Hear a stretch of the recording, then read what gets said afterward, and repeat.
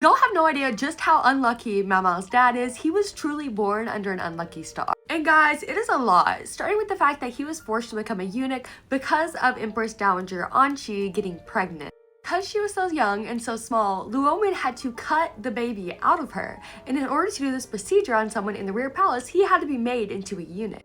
The incident that led to all of the men in the rear palace becoming eunuchs happened with the former Empress Dowager. She covered up the emperor's affair baby and blamed it on one of the physicians. And because of that incident, all the physicians in the rear palace had to become eunuchs. But it gets much worse, because if you notice, Luomen also walks with a limp. This is because his kneecap was removed, which was another incident. That was none of his fault. You see, if you remember, Aduo and Anqi swapped their babies. This was intentional and something they both agreed upon. So because he did not notice the baby swap and because an imperial baby died, the Empress Regent punished him by taking his kneecap and banishing him from the palace. But even before he got caught up in all of this court drama, the man was still very unlucky. This comes from Light Novel 8, which is the head of the anime and manga.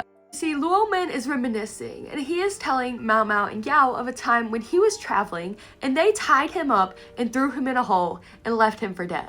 Mao Mao knows most of her dad's stories before they even started, and so she knew this was going to take a very dark turn, just knowing how much hardship that her dad has faced in the past. But Yao, who has not experienced this, she looks speechless.